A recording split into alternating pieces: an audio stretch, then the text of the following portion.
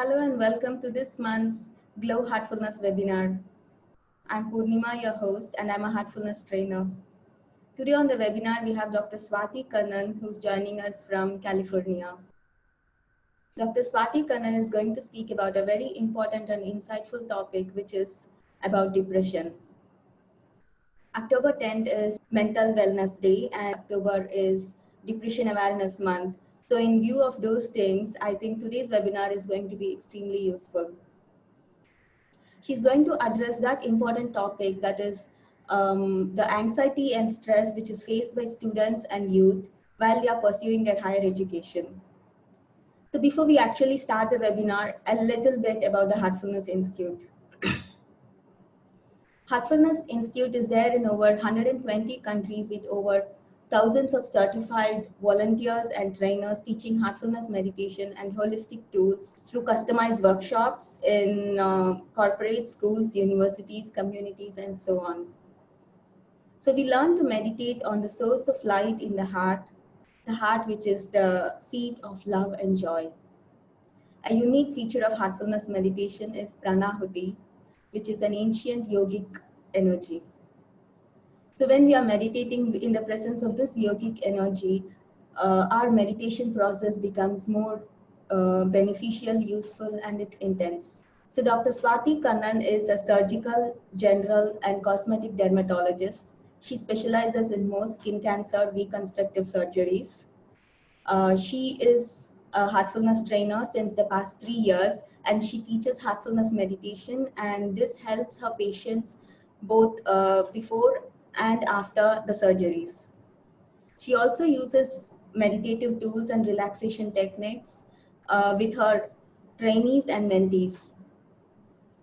She's very passionate about sharing heartfulness meditation with people all around her.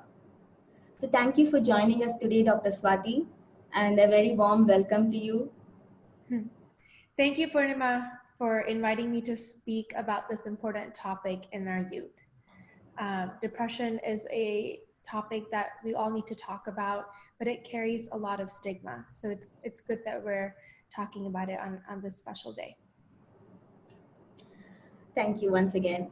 So tell us a little bit more in detail about why this topic is so important. Yeah, it carries a lot of stigma around it, but if you can tell me a little bit more in detail about why this is so important to share today, it would be a nice start.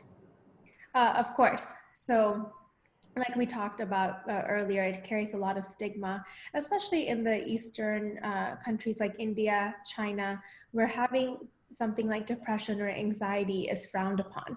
It's considered a sign of weakness. And therefore, a lot of youth who do experience depression and anxiety fail to even talk about it.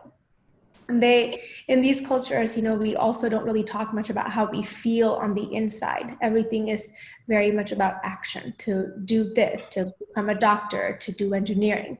And so a lot of people don't even have insight into how they feel. When we look at the statistics, about 1 in 5 college students experience anxiety or depression. And these numbers are probably higher as most rates of depression, anxiety, and suicide are underreported.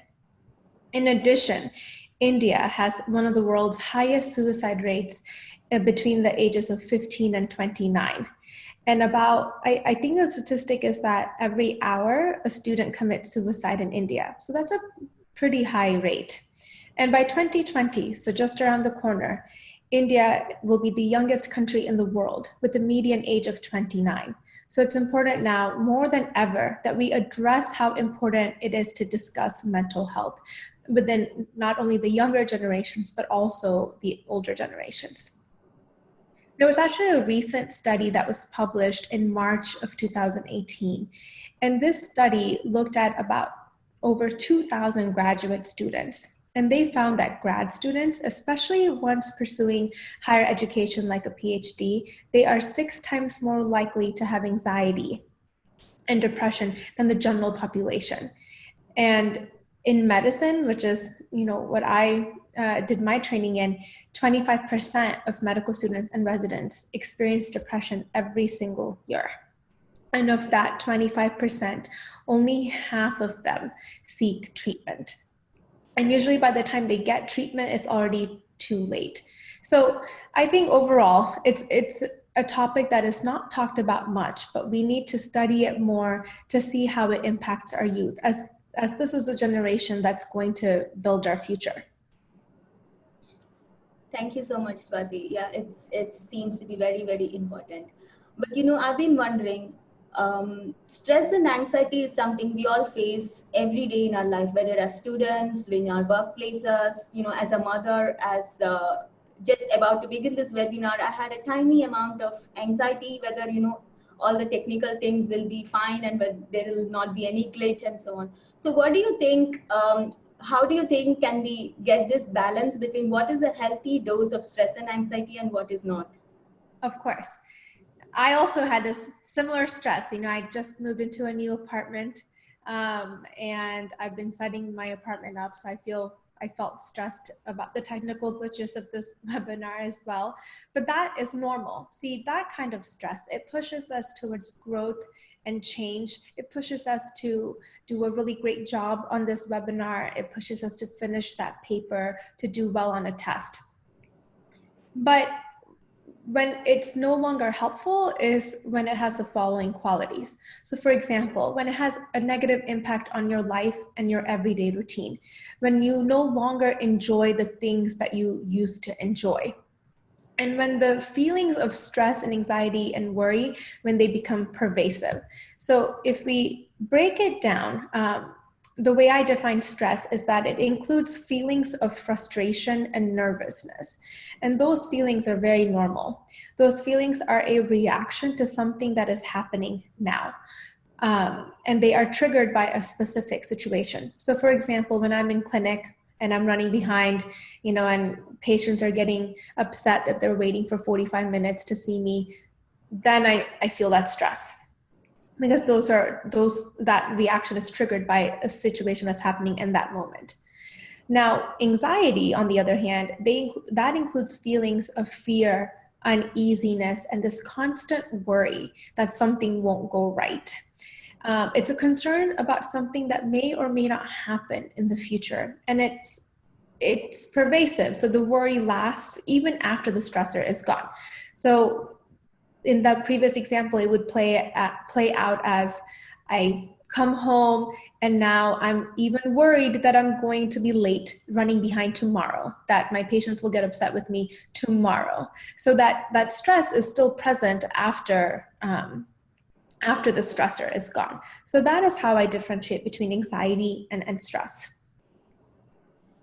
Thank you, Swati. That was very enlightening. So you said what is stress, what is anxiety, how to differentiate between these two. Right. Can you tell me what is depression, what is clinical depression, and do you think depression can be called a prolonged sadness, or you know, how do you define depression and clinical depression? Of course. So depression and sadness, I think, are often used interchangeably. You know, we'll say, oh, I'm depressed, or oh, I'm sad. But actually, sadness and depression are quite different. And signs of depression can be very subtle. So according to the DSM criteria, which is how we make diagnosis within the mental health in the US, depression is represented by the mnemonic called SIGI CAPS. So S means for sleep disturbances. Patients can have insomnia, meaning they can't sleep well, or they have hypersomnia, they sleep too much. There's usually low interest in activities, especially activities that you used to enjoy before. Now you no longer enjoy them. You have feelings of guilt or worthlessness. And in graduate students, these feelings may manifest as feelings of inadequacy. So you don't feel good enough in the field that you're pursuing. There's low energy. You have concentration difficulties. Appetite changes, meaning you either have increased or decreased appetite. Something called psychomotor retardation or agitation. So you're just kind of slower in doing things that you used to be able to do at a much quicker pace before. And then, of course, suicidal thoughts. So these are about 9 different signs that can subtly present in patients, especially the younger generation that's going to school often I think a lot of these symptoms can be misinterpreted from stress of being in college or grad school, or if something awful happens, like a job loss or a loss of a loved one. So these are the kind of the major signs, and it's important that people are aware of them, because if you start experiencing, a lot of these signs, it could indicate that you have more than just sadness. You can have depression. So that's kind of how we define it in the medical world. Okay, you said something DSM criteria. Could you, is it some medical term? Is it a medical gradation? It's just the criteria that we use in the US. It's just how a lot of the diagnoses that we make in psychiatry, whether it's depression or anxiety or schizophrenia, they have certain criteria. And so that's just the criteria that we use in the US to diagnose clinical depression. Now, it may be different in other parts of the world. I'm not sure how they diagnose in other areas, but in the US, we use this particular criteria to diagnose depression and other medical issues, or mental issues, sorry. Okay, thank you. Thank you so much. So now that we've established what is stress, what is anxiety, what is depression, what is clinical depression, so let's jump into the topic. And so please tell me, why is it that today's youth face a lot of anxiety, stress, depression, and so on? Yes, I understand higher studies is a very important reason, but it's not today that youth and young people are jumping into higher studies. Higher studies has always been since the True. advent of educational civilization. So why is it that today this topic of anxiety and depression is being talked about in with youth? That is a great question. Now in this modern century, in this decade, the rates of depression in younger generations is 20% higher than it used to be before. And I think there's a lot of reasons to explain why. One of the major ones is the fact that this generation relies so much on technology and social media. So people are addicted to their phones, and they rely on social media as a way to achieve validation, and that also isolates them. So those are all poor forms of social interaction, which don't help when we're anxious or when people feel lonely or depressed. There's a lot of parental and societal pressure to be the best, especially in our Eastern cultures. Parents push you to be doctors, lawyers, and they focus so much on the end result instead of the process. But studies have found that if you focus on the process instead, meaning you process on studying well instead of getting that A, when you focus on that process, you tend to be more resilient and you tend to be more accepting of possible failures. And when you're more accepting of possible failures, you also become you become more adaptable. So I think we need to focus more on the process instead of that end result. There a lot of drug use, and like cigarettes and alcohol also play a role in mental anxiety and depression. And often, we think of college and grad school as really exciting times in our lives, which they definitely are. But we don't recognize that there's a separation anxiety. Kids are moving out of the house, they're going to school. They now have to not only study, but they have to take care of themselves. And that in itself can be a major stressor. I'm not sure how the schooling is in India, but especially in the US, there's a lot of financial stress of paying for schooling. A lot of times students after they graduate from medical school or graduate school have loans of about $200,000 to $300,000, which is, ridiculous. And we don't get paid that well in residency to be able to pay off these loans. And finally, there's a lot of stress of finding a job after you're done with school. So I faced, this dilemma right after I finished fellowship. I was so subspecialized in my career or in my field that I had a really hard time finding a job. And I could almost identify, feelings of anxiety and this worry that I won't ever find a job. But those are, there's a difference, right? In my case, I recognized those feelings and I meditated and I was able to move past. But for some people, that kind of anxiety becomes more and more and more intense.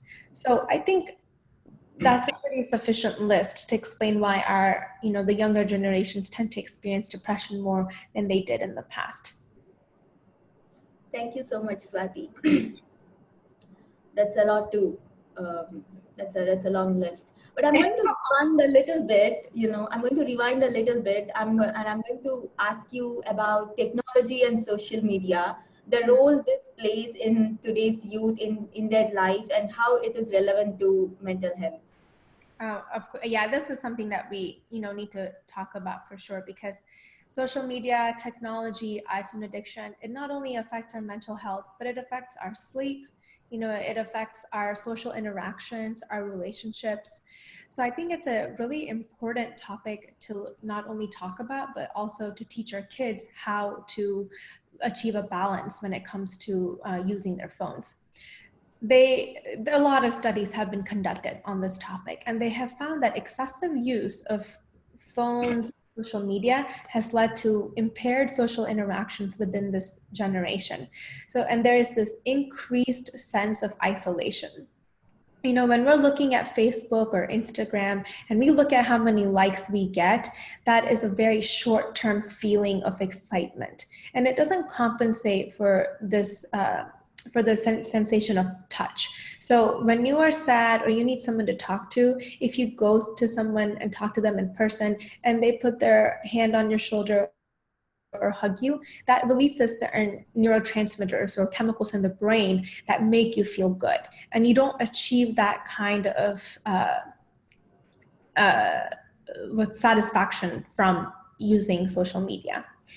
I think kids also tend to lose a touch of what's real life and what's virtual life. So in virtual life on Instagram, all of these celebrities, these influencers as they're called, they post things that make their life seem amazing, like nothing is wrong. So then kids compare their lives with problems. All of us have problems. They compare it to these virtual lives and then, feel feelings of inadequacy. Whereas we all know that in real life, it's chock full of problems and, no one's life is perfect, but kids tend to lose sight of that.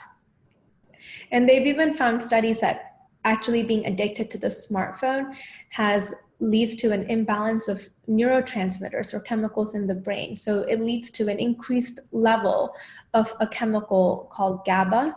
And this chemical usually is a depressant. So it tends to lower your mood, decrease your energy, kind of depresses your nervous system. So, there's a lot of disadvantages when it comes to our social media and technology use. Of course, I know I can't live without my iPhone anymore, but you have to set timeline or guidelines rather on when to use it and when not to use it. And we have to teach our kids that too. Newer iPhones and the newer phones now have settings built in that help you monitor how much screen time and how much social media you're using on the phone. So this development, I think, just happened in the last few weeks on the iPhone. So it's just important to be aware of, because if you want to monitor how much phone and social media you're using, you can actually use your own phone to do that.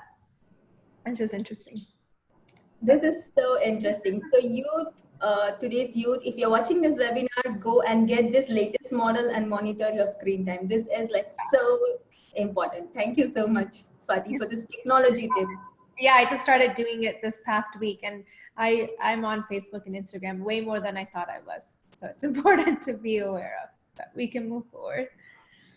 Yes. What's the best thing to do when you recognize these signs or symptoms of depression and anxiety? What can a very young person youth do when he recognizes these things? Right. So, depression is a catch-22 condition. It drains your energy, your hope, and your drive. It makes it difficult to even take the steps to make you feel better. So one thing is to recognize that overcoming depression or high levels of anxiety, that is not quick, nor is it easy. But it is not impossible. So you can't just will yourself to snap out of it, and often we believe mind over matter, especially when, we're studying a lot or when we're trying to pursue a goal. We think that, oh, if we, mind over matter. But that is not the case when it comes to mental anxiety and depression. You cannot just snap out of it. So the key is to start small and build from there. Feeling better takes time, but you can get there by making positive choices for yourself each day. So one of the first things to do is to find a psychologist, a therapist, or a psychiatrist to talk to. These people are trained professionals. They provide a forum for you to talk about anything and everything in the world without feeling judged. So that's the first thing. Now, I understand that, in the US, for example, we have access to all of these therapists, but in the Eastern countries, it may be harder to do so. So now with the help of your phone, you can actually download apps and text message therapists or talk to them via phone, which I think is really helpful. There's a lot of hotlines as well that you can call if you have suicidal thoughts or, very depressed feelings. So these are all the important things you can do to actually find therapists near you. And the second thing is that just try not to be embarrassed. Everyone goes through some form of depression and anxiety, and we go through it multiple times in our lives. So if you do something about it sooner than later, it tends to last not as long. And then, look for support from people who actually make you feel safe and cared for. So the person or a friend that you talk to, they don't need to fix you, but they need to be a good listener. So find somebody who's compassionate and attentive and somebody who you can talk to. So, in my case, I'm very lucky. I have really amazing parents who I talk to about everything in the world, who I can be myself around. I have really amazing friends, but I didn't always have that. So I picked and chose the people who around me now who are very supportive of who I am and the things that I go through. The other thing is to making a FaceTime a priority. So just phone call, social media, texting, they're good ways to keep in touch, but it really just doesn't replace that old-fashioned in-person quality time. So just the simple act of talking to someone face-to-face about how you feel can play a really big role in relieving depression and anxiety. And then the last thing I really encourage, or two things that I really encourage, is keep up with your social activities. So if you really liked playing piano and then you got depressed, well, still try to play piano, because it will make you enjoy things that you otherwise would find a hard time enjoying. Usually, when we're depressed, we just want to retreat and hide in a corner.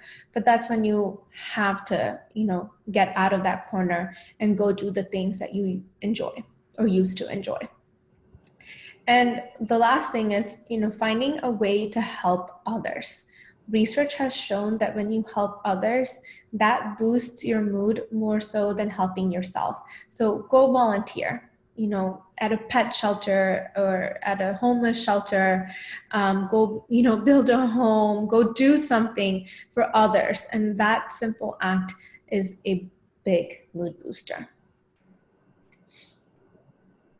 Those are some of the things that that we usually talk about with patients or friends when they need some push towards the right direction. Great tips. Thank you so much. But, before we go to these tips, how can we, prevent depression? I don't know if there's a way to prevent it totally. I think that some people are more predisposed to having anxiety and depression than others. So if you are more predisposed towards it, you just have to work at preventing it more than someone who doesn't. It's the same thing as if you're predisposed to having high blood pressure, you have to eat less salt than the general population. So if you recognize that you're predisposed to these sad feelings, you have to work a little bit harder to prevent it. So how can we prevent it? Well, one of the first things is that we need to learn how to handle stress better and to accept our failures. Failures are very important things in life. And Oh, it's okay. And failures actually help us become better, and they push us towards our goals more so than successes.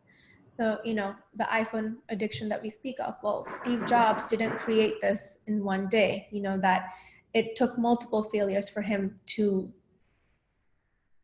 create the phone. So learn how to handle your stress and accept your failures. And how do you handle stress? Well, one is to make a list of things to do. Make a timeline of all the things you need to do and prioritize the deadlines first. So when you prioritize your deadlines, you say, okay, well, this paper is due tomorrow. I'm going to do that. I'm going to work on that now. And the other important thing is to also manage your energy. So that means that you want to do these important tasks when you're more energetic compared to when you're less energetic. So for me, I am more energetic in the morning, and then, by the time I come home after work, I am so tired. So I'm not going to schedule a meeting or a really important thing in the evening. I want to be able to do it in the morning. That's also how I like to schedule my surgeries. The biggest and the scariest surgeries, I schedule them in the morning when I'm wide awake. And then by 3 o'clock, I'm so tired that I do more of the easier things at that time. So know when you're most energetic and schedule things accordingly. Have real relationships with people, not just through social media. And I think this is a point that we really need to drive home. So find people that you can talk to, have meaningful and real friendships. When we're young, like in our, teens or 20s, we have so many friends. And these are all acquaintances. But then as we get older, we tend to hone in our friend circle. So now, now that I'm in my 30s, I have much fewer friends than I did in my 20s, but these relationships are much more meaningful and they have more of an impact than when you have more. In the study that I had talked about earlier with the graduate students having 6 times more depression, well, one of the factors that these people talked about was that the stress that they felt during their grad school was partially because they couldn't find mentors in their school. So one of the biggest things I think when you're studying is to find mentors. So if you're in college, grad school, medical school, find helpful mentors, because these are the people that will guide you, that will give you opportunities. I didn't have really good mentors, I think, until probably medical school and residency. But if I had found some good ones in college, if somebody had told me to do that in college, I think that, I would have had much different opportunities than I did. We all know exercise, obviously, exercise helps elevate mood. It releases endorphins that make us feel happy. It plays a role in our physical health, mental health, helps us sleep better. And that brings us to the sleep component. When we don't sleep, it plays such a big impact on our mental health. So sleep is one of the most important things in preventing depression. The last two things, one of the things that we often fail is to find a balance between work and life. Especially, you're a mom and you have kids, and it's so hard probably to be able to do things for yourself that make you happy, and then to also do things for your kids or to also work, etc. So finding that balance between work and life is very important. And one of the best ways to find that balance is actually to meditate. So meditation gives us that inner balance, that inner peace that then helps us to find external balance. Thank you so much, Swati. Among these list of things which you said, what stands out to me is to prioritize our work, to have meaningful relationships, actual physical relationships. I mean, with people who are in in-person relationships. Right. To have friends, to have good mentors, good role models, to sleep well, to eat well, to exercise well, to find out this, to get this work-life balance, to meditate, to relax. Okay, so among all of these things, there is this unique thing which you mentioned, sleep. Mm-hmm. Sleep is something which is not in our purview. I don't want to say control, but how do we regulate our sleep? How do we help sleep better? How do we help ourselves and sleep better and find this unique elixir of life, sleep? Can you talk a little bit more about sleep? Yeah, I think sleep is probably the fountain of youth that we haven't, recognized. But it's so important. I don't think I can emphasize how important sleep is. I think it's probably more important than even exercise. So on average, most students sleep about 6 hours a night, which doesn't seem that low, but in actuality, most students, especially when they're studying and trying to build memories, they need about 7 to 8 hours a night, and some need even 10. So it's important for you to know how much sleep you need. So for me to be optimally at my best at work, I need about 7 to 8. I tend to get 6.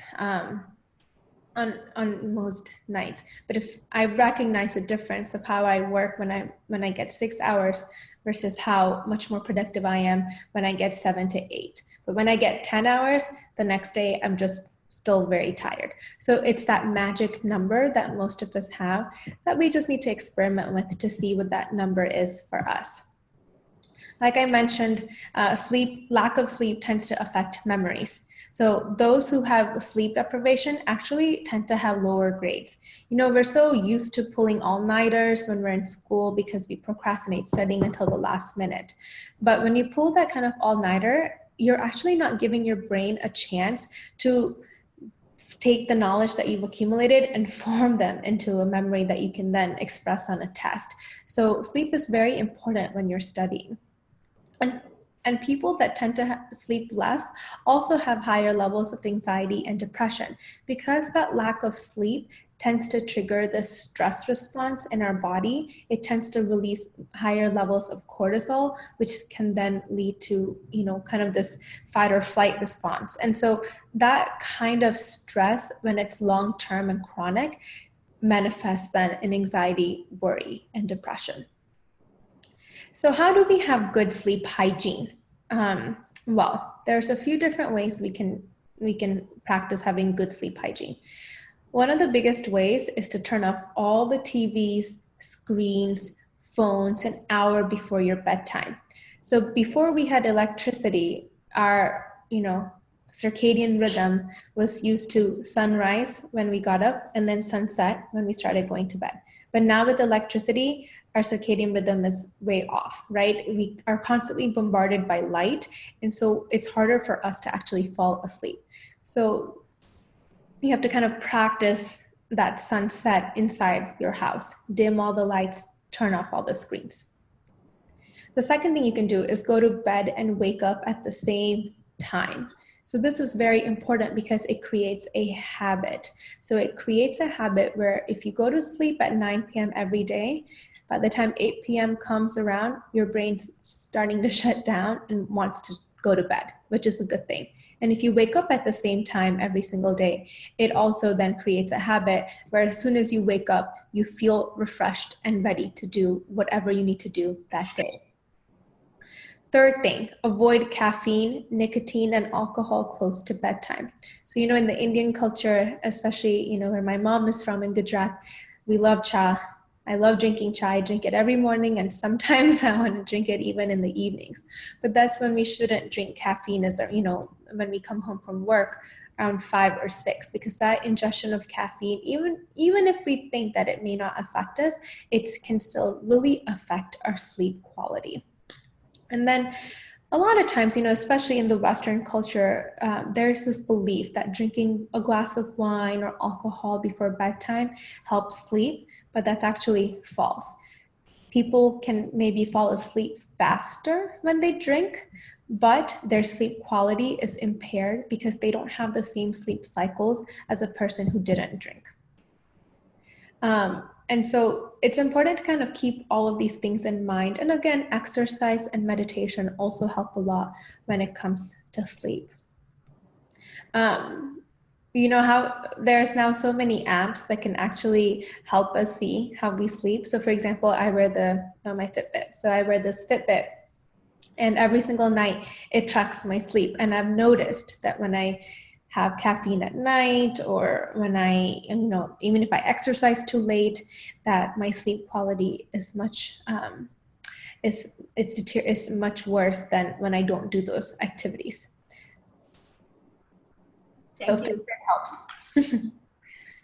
Thank you, Dr. Swati. To the word balance, how do I find this work-life balance, which you constantly speak about? It's so important. It's so elusive. It's so interesting to actually speak about it. It's so difficult to actually practice it. So. I think you said it perfectly. It is so elusive. And everything in life is almost a balance. We use the phone for all the good things, but then it also has all these bad things. So how do we find the balance between the good and the bad? That is very difficult to do. I think when it comes to having a work-life balance, it's important to have a schedule, like I had talked about earlier. It's important to know when your deadlines are so you can prioritize the things that you need to do in the daytime when you're the most energetic. But then it's also important to schedule, family time, or schedule a date with your partner, or scheduling playtime with your kids. So it sounds almost counterintuitive to schedule fun, but I think when you can schedule work, you and schedule fun, schedule your exercise, schedule your sleep, you're better at balancing all of these different things. The other thing I tend to tell younger people who are in college is that work-life balance isn't partying the week before the test, then studying really hard and still getting that A. That is not healthy. That is a very stressful situation to put yourself into.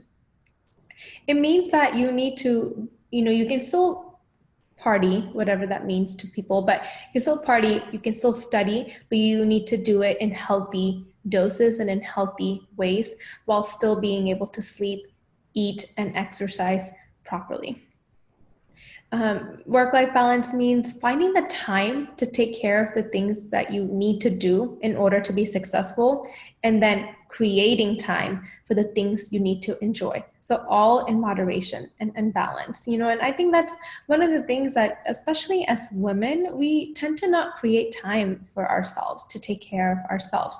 We're so busy working, we're so busy taking care of the household, our kids, that we neglect ourselves. But that, is a disservice, because if you don't take care of yourself, eventually that will catch up to you, and then you won't even be able to take care of others. I think the other, if we have to work, if work is really hard, then structure your time at work properly. So take set breaks if needed. Know your weaknesses and strengths. So that means that, for example, if at 3 p.m. is when I get tired, I might schedule a break, from 3 to 3:15, where I can maybe just step outside and get some fresh air. And just that simple break will reset me. So know your strengths and weaknesses so that you can schedule things accordingly. The other thing, is finding a job that not only do you enjoy, but also promotes a work-life balance. And for me, I'm very lucky because I'm in dermatology, and in the US, I get to do everything that I like. So I do a lot of procedures, I see patients, but I come home by 5 p.m. and I'm not on call very much. And so all of those things help promote a work-life balance for me. Learning to say no, I think it's one of the things we're not really taught to do. We keep on adding more and more and more things to our plate until we get so stressed and burnt out.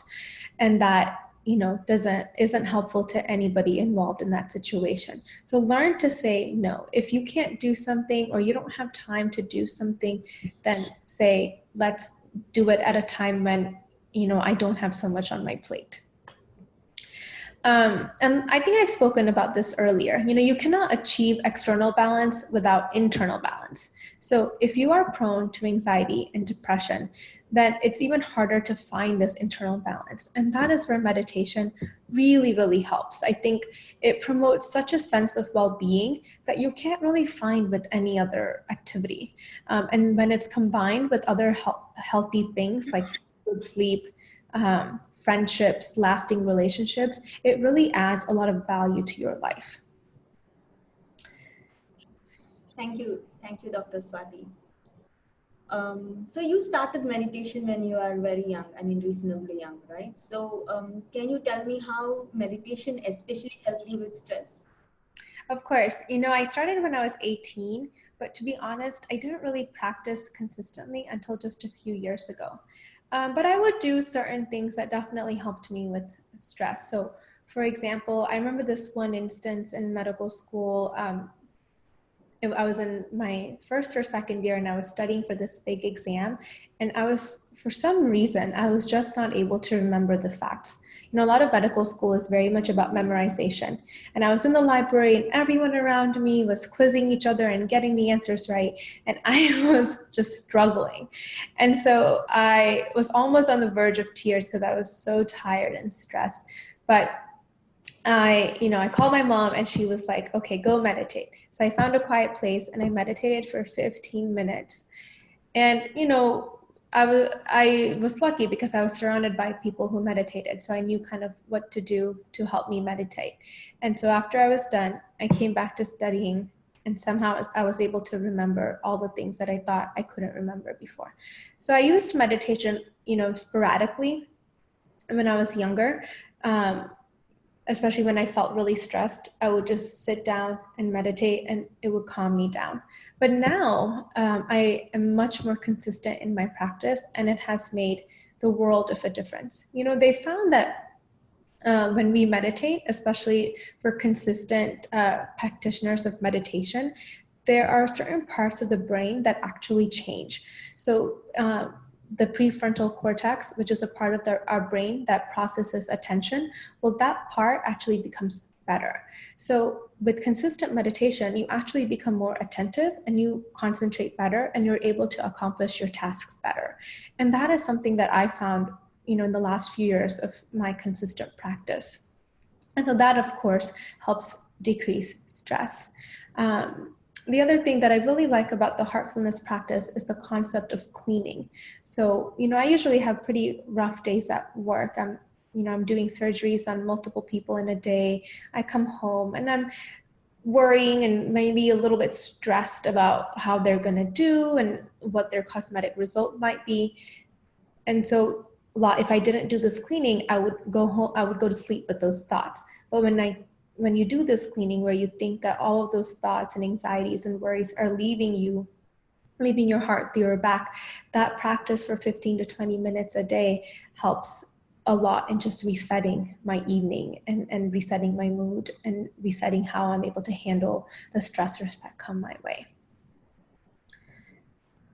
Thank you so much, Dr. Swati. That was very interesting, and thank you for sharing your personal experience. Of course. So I think let's have a experiential or practical session of heartfulness, relaxation, and meditation right now, which will be very useful for our participants.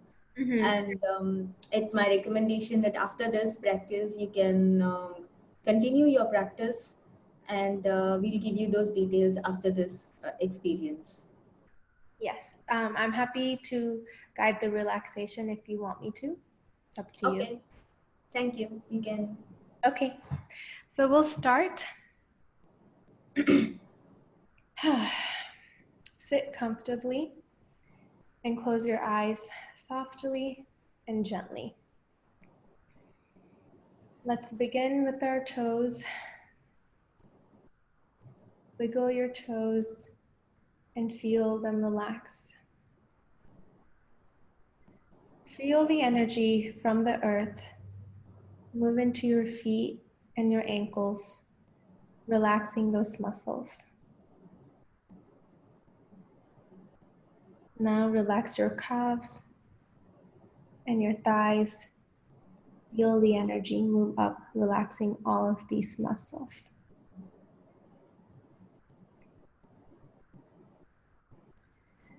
Relax your hips, your stomach, your waist. Feel the energy move into your back, relaxing the muscles of your upper back and your lower back.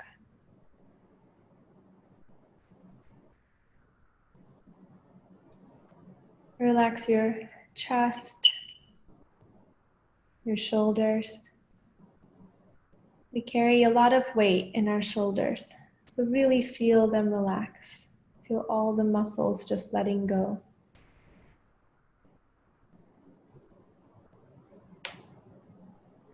Relax your arms, your forearms. Let the energy move into your fingertips, relaxing all of these little muscles.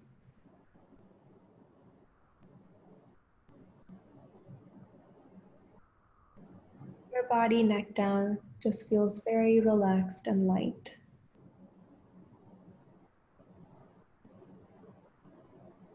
Now let the energy move into the face and relax the muscles of your face, starting with the forehead, cheeks, mouth.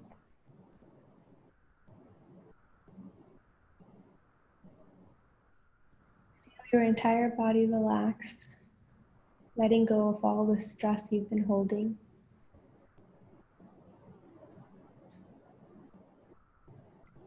Now draw your energy into your heart and provide a thought to your heart that it is filled with love, divine love and energy.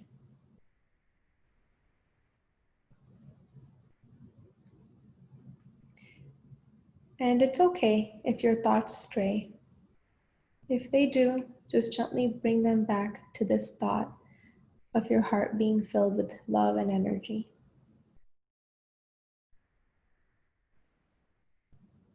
And keep your attention here.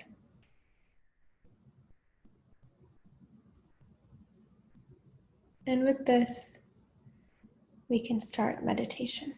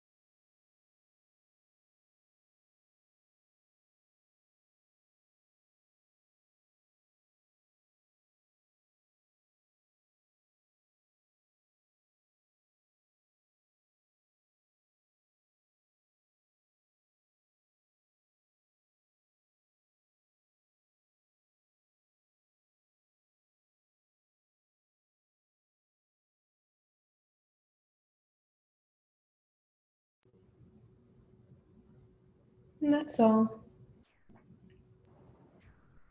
If anyone obviously wants to continue meditating, that's good too. But for the sake of this webinar and time, we can stop early.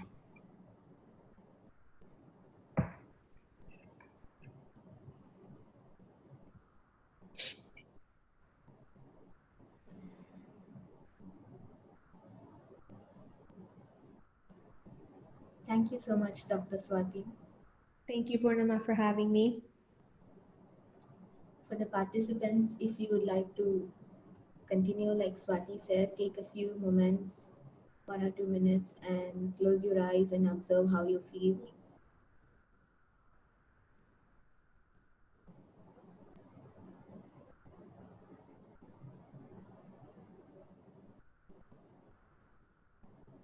You can also maintain a habit of writing down in your journal each meditative experience. It's important to observe how you feel after a meditation rather than during the meditation. Of course, that is also important.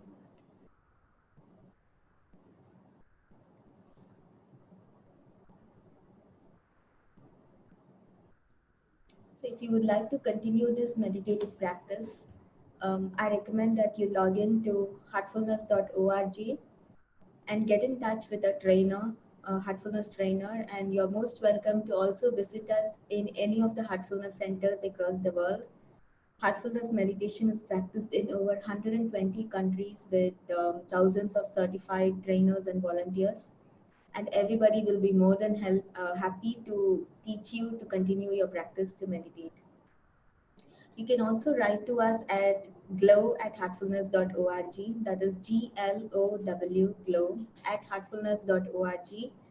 And we can put you in touch with a heartfulness trainer who is nearest to your location. You're also most welcome to share your feedback and suggestions about this webinar and about any future webinars. If you'd like to see any specific topics being spoken about, if you have any recommendation for speakers, please don't hesitate to contact us at glow@heartfulness.org. Thank you so much, Dr. Swati Kannan, for joining us today. And thank you for speaking about such an insightful, interesting topic. This month being National Depression Month, and October 10th being the day for mental health wellness. And it's so important as youth and as young people, it's very important for us to be very conscious and aware of the anxiety and stress which we go through when we are pursuing higher education, when we are, just basically living our life. This has been extremely important, and thank you so much for sharing your insights today. Thank you, Purnima. It was my pleasure. I'm happy to do so. Thank you so much, and stay tuned for updates about next month's webinar. In November, we have Ms. Zelna Lawrence speaking about a topic called Intuition to Intelligence, where she shares how important it is to let children tap into their innate wisdom, innate intuition, and allowing this to blossom into intelligence. So thank you for joining us today, and until next month, stay tuned. Bye. Have a nice day. Bye.